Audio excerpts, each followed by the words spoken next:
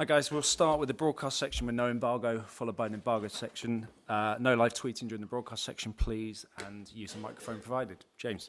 Hi Ange, how's Richarlison's calf? Yeah, not good. He'll miss.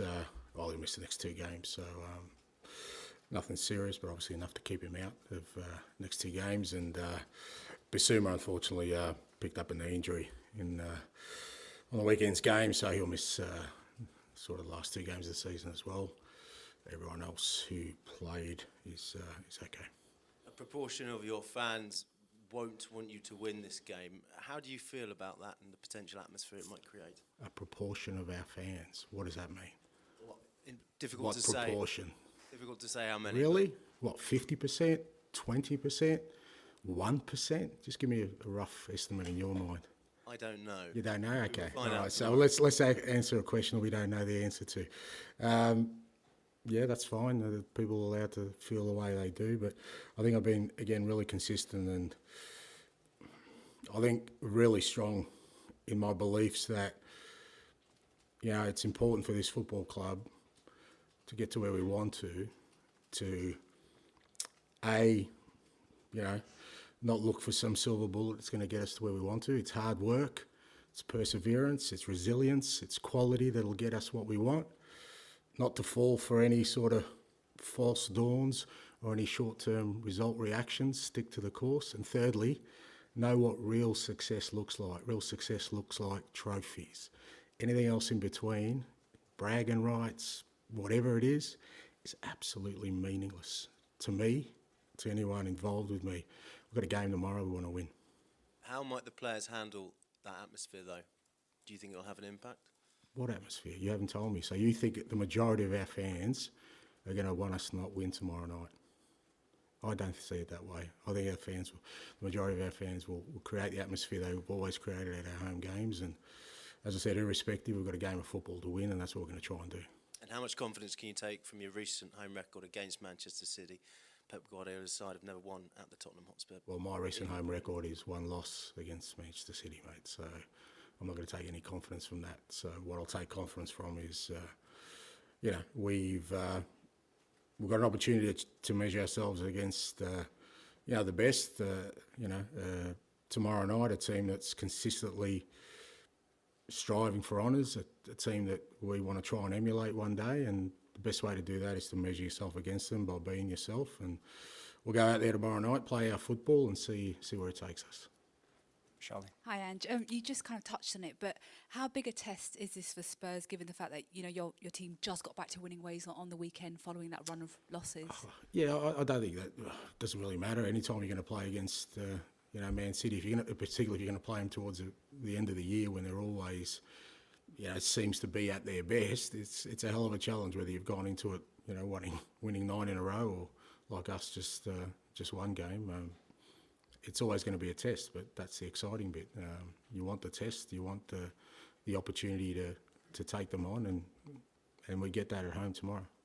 In terms of the Champions League race, if Villa beat Liverpool tonight, they will secure it for next season. Will you be watching the game? Will you be keeping an eye on the result of that match? Yeah, I'll be watching the game because it's a good game of football, 2 good teams, and but I never stress or worry about things I can't control. And what I do know is we've got 2 games to go, 6 points to play for, and we want to try and see how many points of those we can get. And finally, just going back to Richarlison, will he travel with the team to Australia next week? Just depending on the medical treatment. I mean, the whole group will travel to Australia unless there's medical treatment needed. Ian. But he wouldn't be available for the game because it's just too close, yeah. Hi, Ange, how are you? I'm good, mate. If a proportion of the Spurs fans, and it might straw a poll of knowing 4, 2 want you to win, 2 don't. So you reckon it's 50% of our fan base, according to your fan base, poll? I know, yeah. If a proportion don't want you to win, nearly every Arsenal fan I know does want you to win tomorrow night. Have you ever been in this position before? You've known this position before? What's that?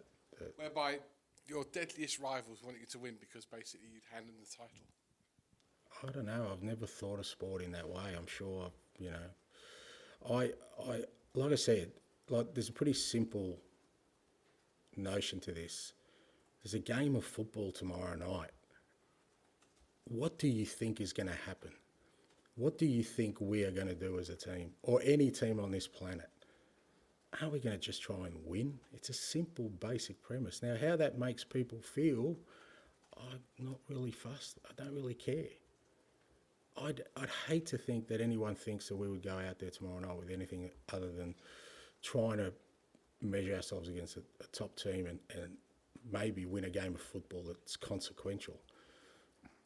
How are we ever going to become a team that wins things if we don't win the big games, if we shy away from it? So why would we shy away from a challenge tomorrow night that exists? So, look, I get it. And look, you know, your straw poll of Arsenal fans, if it's correct, then we're going to walk out to 50% of boos and 50% of cheering tomorrow night. But I think that's highly unlikely. Moving it along a bit. Yes, let's do that. Yes, do that. Last couple of home games, your centre halves have cropped up in uncentre half-like positions to score goals. Can we expect to see more of that not only tomorrow but moving forward with you? Look, it's part of our sort of evolution, and I think, you know, the great thing for us through this, particularly through this tough spell, is just seeing, as I said, for me, it's great because I just see how people react to it, you know, players. And I think there's certain individuals that have just really sort of gritted their teeth and wanted to change the course of events, not accept it. And, you know, I think probably because of kind of the nature of the where we are as a team at the moment, it's been the defenders, you know. It wasn't just the centre-halves. Pedro scored an unbelievable goal on the weekend. But I've loved seeing that. I've loved seeing the growth in guys like Mickey and Romero and others in there who you would never see unless you went through tough times. And I think that's important, you know. And you know, it's one of those things where you know that if you can tap into it moving forward, because again we'll have other challenges, is, you know, those kind of guys are showing the way to kind of change that course of events. So, you know, for me that's it's really something to grasp onto. And finally, you're up against Pep tomorrow, who you spoke about earlier in the season in the games you played, both at City and the FA Cup game. Just talk to us about the achievement of winning a league title year after year after year in the league. You did it with Celtic. He could be on the verge of doing it for the first time ever 4 times in this league. Yeah, it is incredible. Yeah, sometimes people think, well, you know, it's once you win it once, it should become easier. But actually, it becomes more difficult. You've got a target on your back, and every year you've got to sort of consistently try and, you know, get guys to climb the mountain again, knowing they've already done it. And it's particularly in the Premier League, when you know the demands of the competition, and obviously, you know, they're always fighting. You know, City are always fighting on multiple fronts in terms of, you know, competition. So, look, I think it's a testament not just to Pep but to the whole organisation. They've stayed really sort of disciplined on a blueprint of how they want to achieve success, and they're bearing that fruit.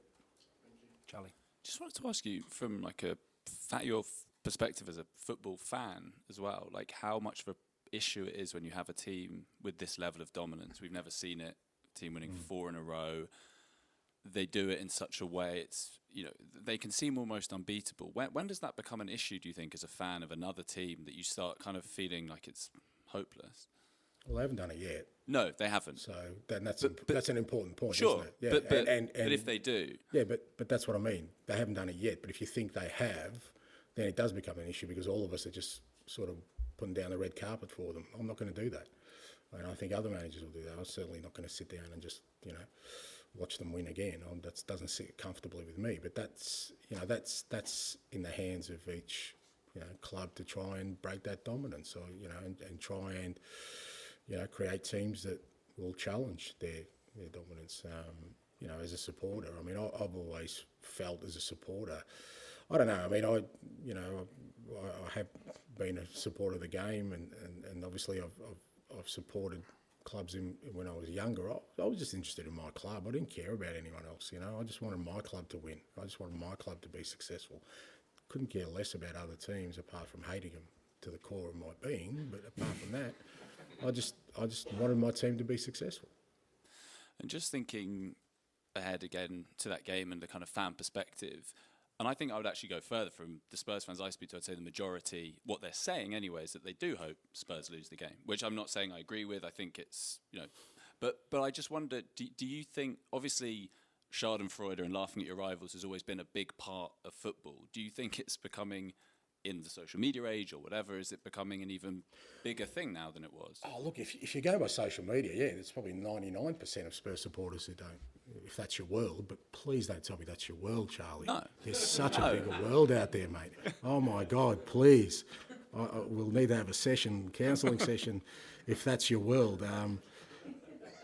Like I said, to me, I don't understand it. I understand rivalry. I was part of one of the biggest ones in the last couple of years in the world with Celtic and Rangers, and I understand rivalry, but I will never understand if somebody wants their own team to lose. That's not what sport's about. That's not what I love about the game. I love what I love more than anything else in the game is the competitiveness of, challenging yourself to beat someone and come out successful. Anything outside of that, it's got nothing to do with sport as far as I'm concerned. It's nothing to do with me. I just, if other people treat it that way where they derive pleasure from others' misery, that's not how I've lived my life. That's not how I perceive my role. My role is to bring success to this football club, and whatever proportion, whether it's these two mates or your 99% of people I know 100% of Spurs supporters want us to win, be successful and win trophies. That is without a shadow of a doubt. And us winning tomorrow night will help us, sort of bring joy to 100% of Spurs supporters. And just on Mickey, who obviously he played really well in that left-back role, and you talked about how the reason really hasn't done that is the physicality of it. Just thinking then ahead tomorrow, does that mean him from the start there is probably unrealistic in such a big game?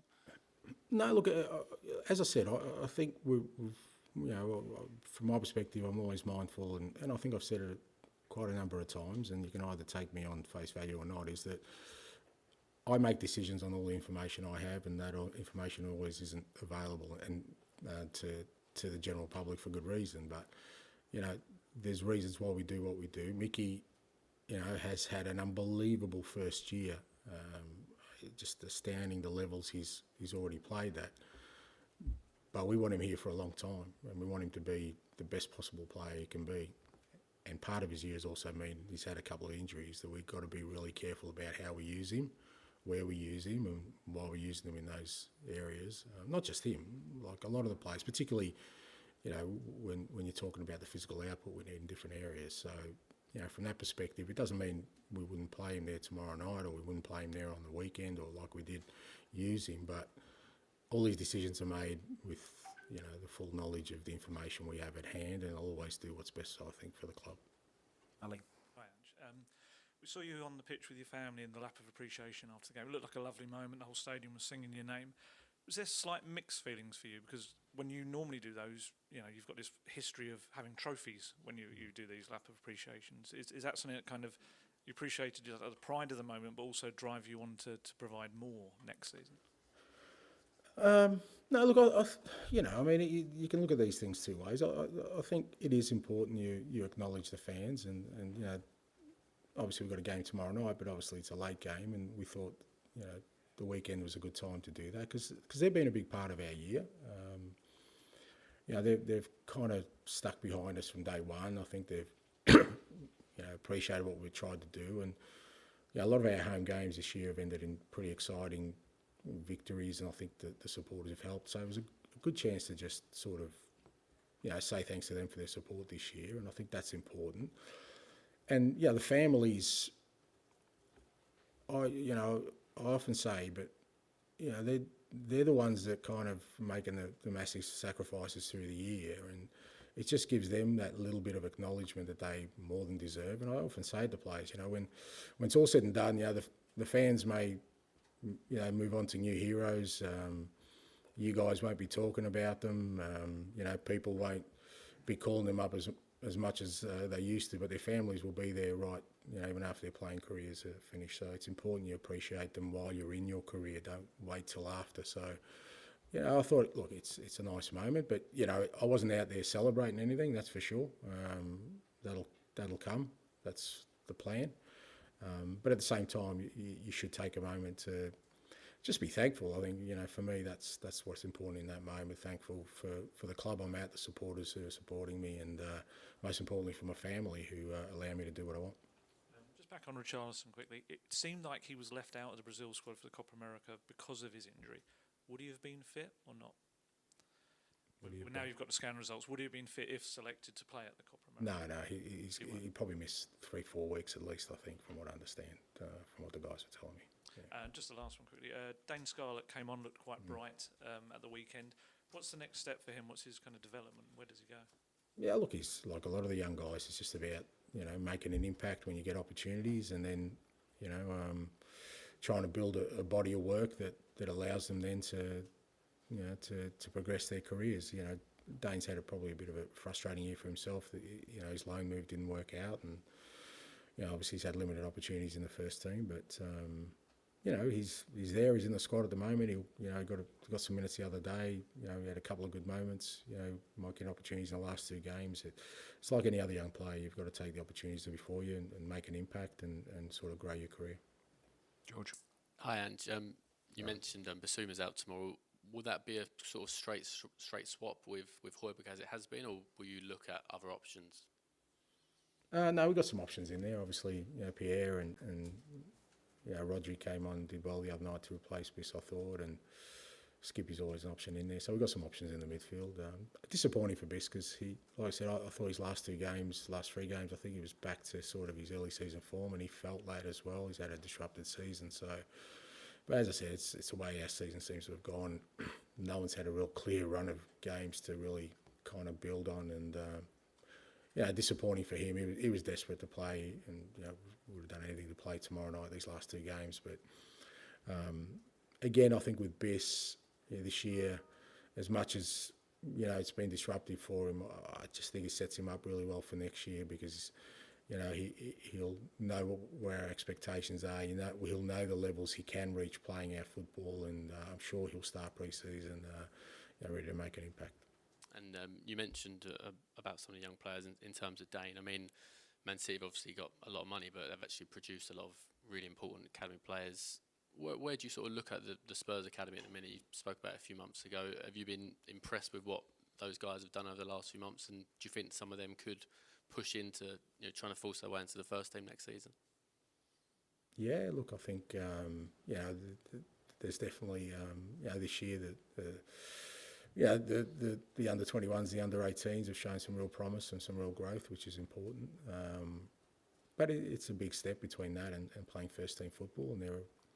And I think, you know, you mentioned Manchester City. There are various ways to get to first team. You know, the guys like Foden and Palmer, you know, kind of didn't go out on loan, stayed there and trained with the first team without many opportunities, and eventually broke through. Others went out on loan, and so I think there's different ways. But what I do know with young players is your best chance of having them come in and sort of make an impact is to have a real stable senior environment, and that's what we're trying to build at the moment. You know, I don't think throwing youngsters in when things are chaotic or things are turbulent is the best time. You know, even though sometimes there's a tendency to do that. You know, when you're desperate, just throw young players in.